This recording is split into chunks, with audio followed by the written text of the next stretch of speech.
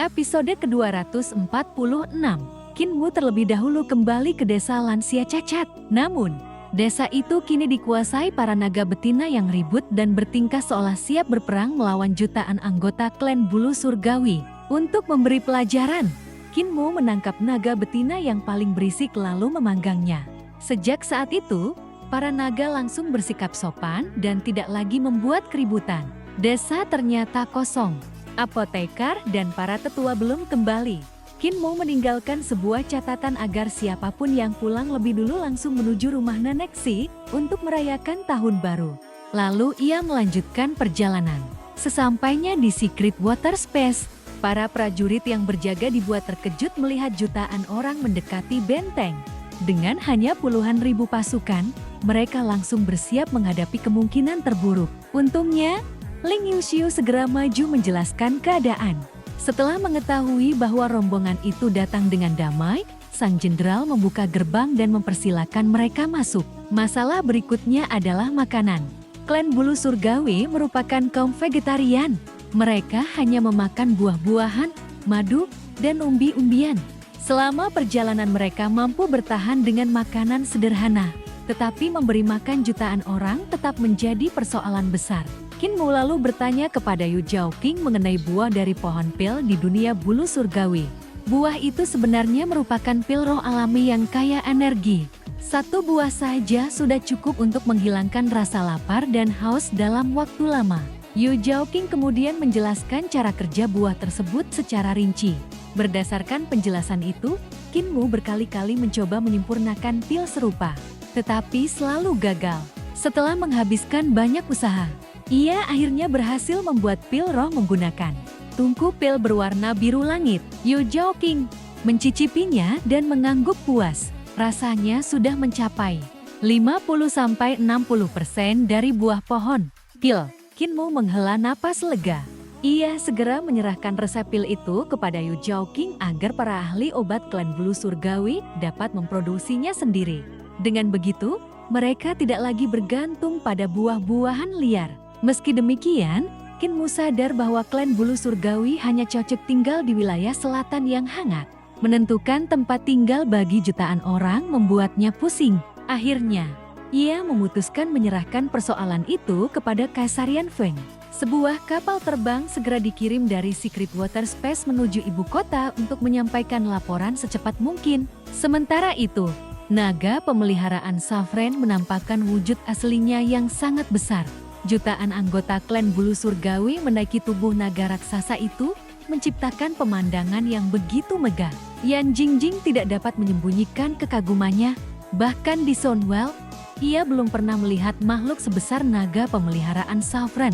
Sesampainya di wilayah selatan dekat Relax Prefecture, Kinmu meminta seluruh klan bulu surgawi tinggal sementara di hutan sekitar. Ia kemudian membawa Ling Yuxiu, Yan Jingjing, Yu Zhaoqing, Xiu Xiang, Ulinger, dan beberapa gadis lainnya menuju rumah Nenek Si sambil menunggu keputusan Kaisarian Feng. Begitu memasuki kediaman Nenek Si, semua orang langsung terpukau. Tempat itu bagaikan surga di dunia manusia.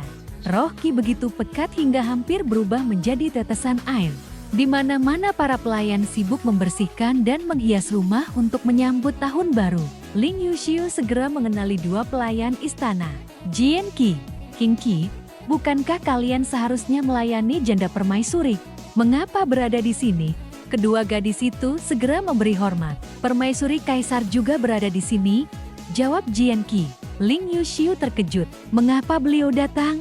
Qin Qi tampak ragu sebelum akhirnya menjawab pelan. Beliau mengejar Playboy Yu. Tolong jangan sampai janda permaisuri mendengar kami membicarakan ini.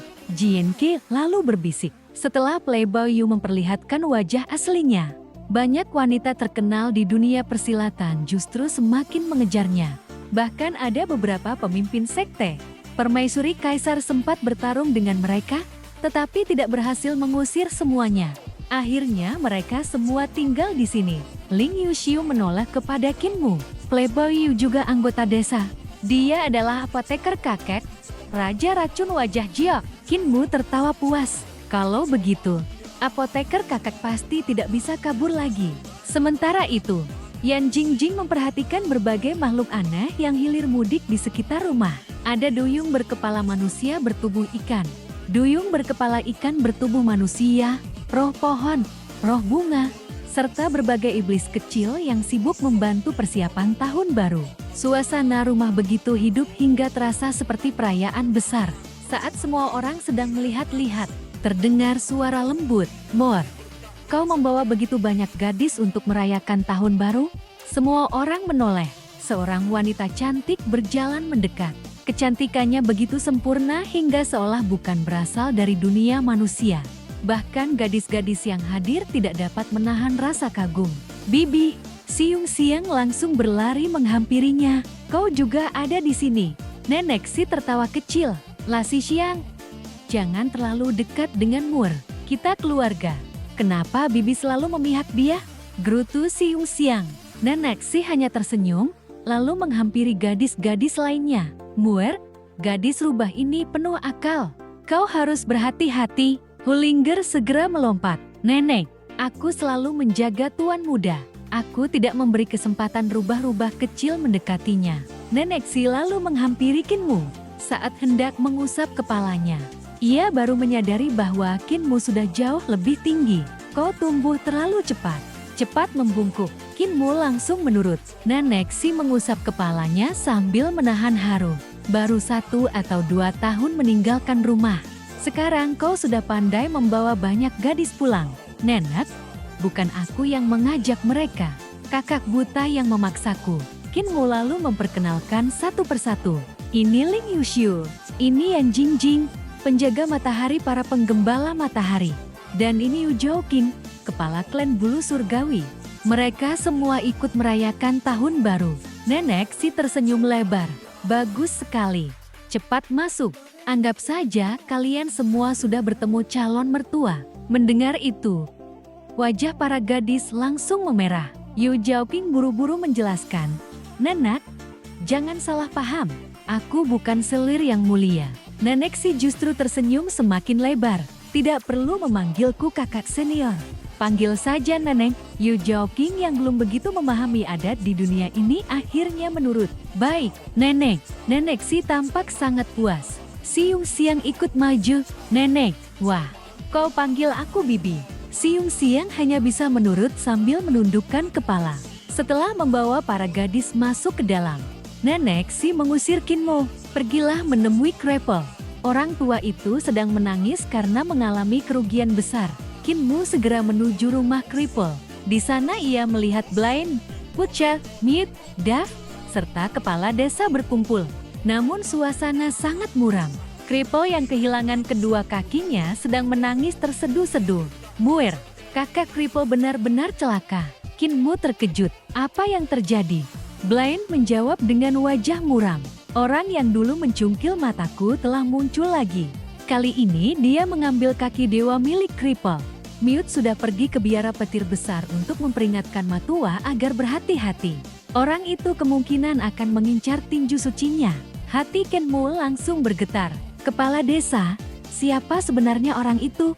Sebelum kepala desa menjawab, apoteker baru saja tiba. "Dalam perjalanan ke sini aku bertemu Taois Lingjing. Ia sedang dikejar seseorang yang ingin merebut darah surgawinya. Menurutnya, orang itu setara dengan kepala desa pada masa jayanya dan menyebut dirinya dewa." Kepala desa menarik napas panjang. "Namanya Xingen. Dahulu usianya sebanding denganku. Seharusnya umur alaminya sudah hampir habis." Apoteker menggeleng. Namun Taois Lingjing mengatakan dia masih terlihat seperti pemuda. Wajah kepala desa semakin serius. Apoteker kembali berkata, "Kalau begitu, apakah dia benar-benar akan pergi mencari Matua?" Matua sekarang menjadi rulai dan tetap tinggal sendirian di Gunung Meru. Dia bisa berada dalam bahaya. Kinmu pun bertanya, "Apakah Xingen benar-benar sekuat itu?" Kepala desa mengangguk perlahan.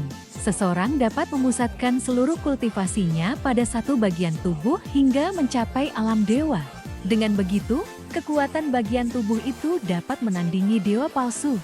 Jika seluruh tubuh berhasil dikultivasikan hingga tingkat itu, jaraknya menuju dewa sejati tinggal selangkah lagi. Ia berhenti sejenak sebelum melanjutkan dengan suara berat. Jika Xingyan telah mencapai tingkat itu, maka cepat atau lambat dia pasti akan mendatangi Matua.